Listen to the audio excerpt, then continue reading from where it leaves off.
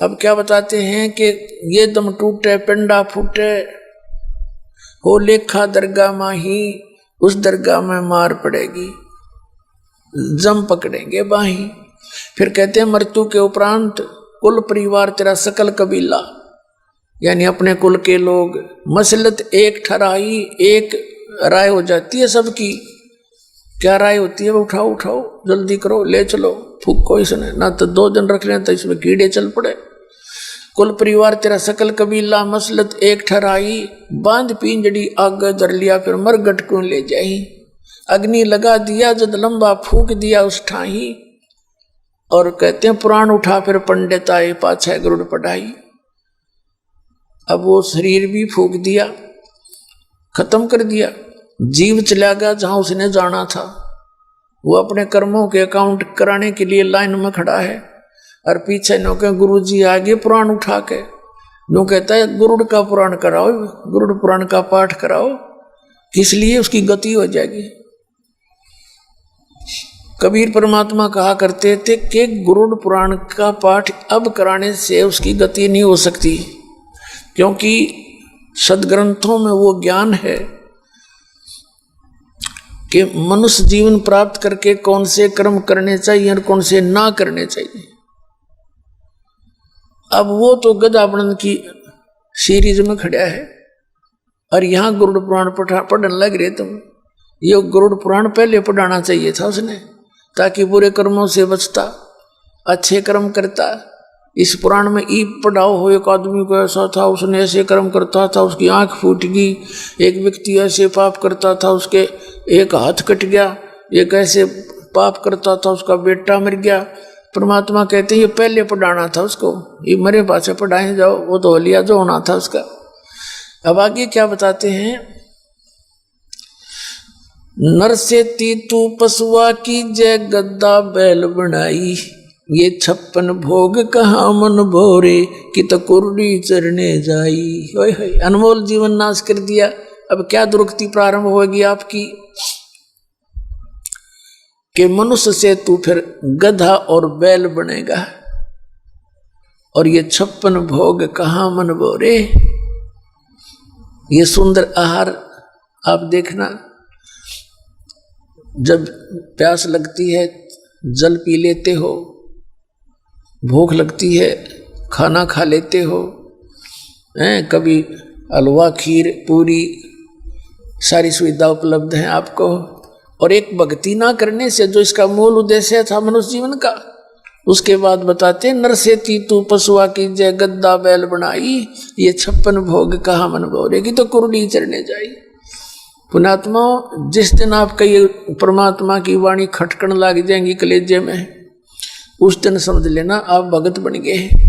लेकिन भगत तो जिस दिन नाम ले लिया उस आ तो गए पंक्ति में, उस क्लास में प्रवेश हो गया आपका। अब भगत हम बढ़ावेंगे ऐसे रेग मार मार मार का आपको ये ज्ञान सुना सुना के। अब जितना अंतःकरण का पाप हटता चला जाएगा, पाप कर्म छटते चले जाएंगे, उतनी ही ये सब बातें आपको स्वीकार्य होने लग जाएंगी। प्रथम बार तो ऐसे मन अटपट करता रहता है, लेकिन यहाँ अटपट न गुंजाइश छोड़ो को ना, क्योंकि परमात्मा का ज्ञान इतना गजब का है। परमात्मा कहती है 56 भोग कहाँ मन भोरे। देख कैसे रोते फिरते हमारे भगवान, हमारे परमात्मा हमारे लिए। जैसे किसी का बालक नशा कर रहा हो लड़का, और बुरा हाल कर रखा उसने, घर का भी सत्यानाश कर दिया, पैसे बर्बाद कर रहा है, तो माता पिता रोते हैं, बेटा ये अच्छा काम को नहीं, इसमें तो बड़े बड़े लुट गए, बड़े बड़े व्यक्तियों के नाश हो गए, पैसे वालों का जो नाश हो गया, जो शराब पीते हैं, इस बुराई ने छोड़ दे मेरा बेटा। वो मानने ना मानने, क्योंकि उसका तो नशा हुआ पड़ा है, तो वो होता है सत्य ही। तो वो भगवान हमारे लिए नो रोता फिरता है, हमारे लिए बता रहा है कि सुखदेव ने 84 भुगती बना पजावे खरगो, तेरी क्या बुनियाद पुरानी तू पेंडा पंथ पकड़वो। सुखदेव जैसे मैं ऋषि ने भी 84 लाख योनियों का को भोगना पड़ा। जो साधना तुम कर रहे हो, जिसको तुम भगवान मान के, जिनको तुम देवता मान के, और जिन मंत्रों के तुम जाप करते हो, वही सुखदेव जैसे ऋषि किया करते थे। और सुखदेव जैसे ऋषि भी गधे बने, और तेरी क्या बुनियाद प्राणी, तू पेंडा पंथ पकड़े, तू वो रास्ता पकड़े जिससे जन्म मरण मिटे। श्रीमद् भगवद गीता अध्याय नंबर 15 के श्लोक नंबर 4 में कहा कि तत्वदर्शी संत की प्राप्ति के उपरांत परमेश्वर के उस परम पद की खोज करनी चाहिए जहाँ जाने के बाद साधक फिर लौट कर संसार में कभी नहीं आते। और गीता ज्ञानदाता अपनी स्थिति बताता, दूसरे अध्याय के 12वें श्लोक में, चौथे अध्याय के 5 और 9 श्लोक में, 10वें अध्याय के दूसरे श्लोक में, अर्जुन तेरे और मेरे बहुत जन्म हो चुके हैं और तू नहीं जानता मैं जानता हूँ। तो पुण्यात्माओं, हम श्री कृष्ण ने सुप्रीम पावर मान रहे थे, जबकि ये गीता ज्ञानदाता ब्रह्म है जो श्री कृष्ण में बोल रहा था। और ये जो थोड़ा सा ज्यादा चतुर समझते थे अपने आप को, वो कहते थे ब्रह्म साधना ही सर्वश्रेष्ठ है। ब्रह्म कहता है उस परमात्मा की भक्ति करो, कोई और भगवान है उसके लिए तत्वदर्शी संत बताओगे, उनकी शरण में जाओ। तो वो तत्वदर्शी संत आपको मिल गया, ये दास बैठे, मानियो चाहे कोई ना मानियो। और आपको मनुष्य जन्म अरिया बिचली पीढ़ी पुण्यात्माओं, धन्य आपके माता पिता जिनसे जन्म हुआ। आप जैसा पुण्यकर्मी प्राणी विश्व में नहीं है जिनको यो नाम मिल गया और ये बरवाला स्थान मिल गया, ये सत्कर्म मान लेना। अब क्या बताते हैं कि सुखदेव ने 84 भुगती, बिना पजावे खरवो, और तेरी क्या बुनियाद प्राणी, तू पेंडा पंथ पकड़ो। अब क्या बताते हैं कि प्रेत छिला पर जा बिराजे पितरों पेंड बराई, बोर श्राद्ध खान कुमाई काग बहे कलमाई। अरे तेरा कहते भाई। अब ये हमारे धर्मगुरु कहां से गति कराने लगे थे। व्यक्ति की मृत्यु होती है, मृत्यु होने के बाद उसको सवा कर देते हैं, जैसे हिंदू धर्म के अंदर सवा करने के बाद ब्राह्मण बताते हैं, हमारे गुरुजी कहते थे कि इसकी अस्थियों को उठा के गंगा में प्रवाह कर दो, इसकी गति हो जाएगी। अब गंगा में अस्थि भी प्रवाह कर दी, फिर कहा इसकी 13वीं मनाओ, 13वीं किस लिए गति हो जाएगी, और 13वीं भी कर ली। फिर कहता है इसका महीने के अंदर एक अनुष्ठान अवश्य करो। पहले तो 1 वर्ष तक प्रत्येक महीने में ब्राह्मण पंडित आते थे, यानी गुरुजी हमारे, और बढ़िया भोजन बनाते थे और आप खाते थे। फिर 1 वर्ष के बाद वर्षी मना करके फिर कहते थे अब इसकी श्राद्ध निकालो। फिर कहते थे इसका पिंड भरवा दो,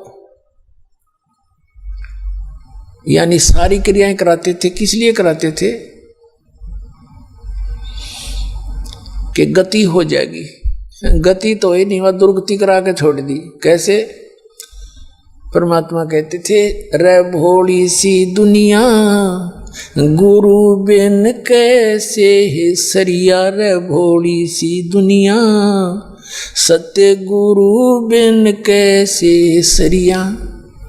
अब हमारे को कैसे मिसगाइड कर रखा था इन नकलियों ने। परमात्मा बताते हैं अपने लल्ला के बाल उतरवा वे देख कैंची ना लग जइया। अपने लल्ला के बाल उतरवा वे देखो कैंची ना लग जइया। एक बकरी का बच्चा लेके उसका गला कटैया, रे भोली सी दुनिया सतगुरु बिन कैसे सरिया, रे भोली सी दुनिया सतगुरु बिन कैसे सरिया। जीवित बाप गेल लट्ठम लट्ठा मुवे गंग पुचैया।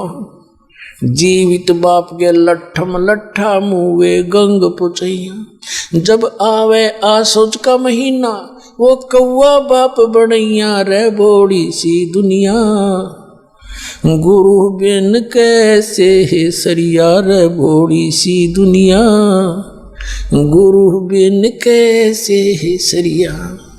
अब क्या बताते हैं परमात्मा, एक माई ले जाएगी अपने पोते ने या पोती ने, और गेल पोता पोती की माँ ने कहाँ ले जाएगी? अपने इष्ट धाम पर बाल उतरवाने के लिए।